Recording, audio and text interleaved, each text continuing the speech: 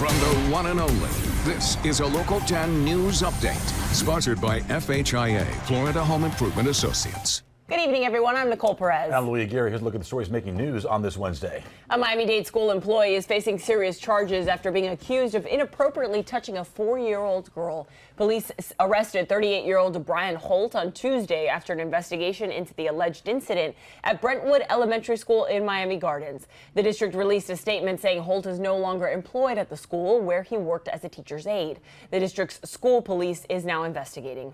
Police detained multiple people for allegedly having airsoft rifles near Mast Academy in Key Biscayne. Police say 3 juveniles were using the guns to shoot items behind the school. Officials say the boys were given warnings and later released to their parents.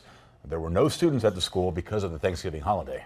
Firefighters rushed to put out a fire that ignited at a junkyard in Medley. More than 20 units responded to the blaze at the Best Used Auto Parts store along Northwest 72nd Street and 84th Avenue.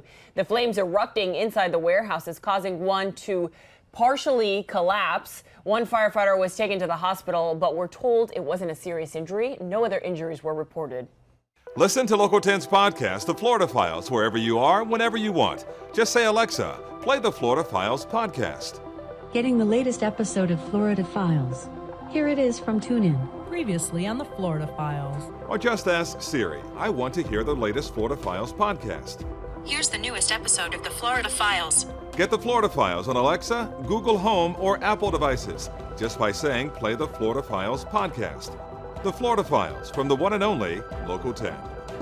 Well, one of the busiest travel weeks of the year is finally here. Look at this. Fort Lauderdale Hollywood International Airport says it expects about 800,000 travelers within the next 6 days.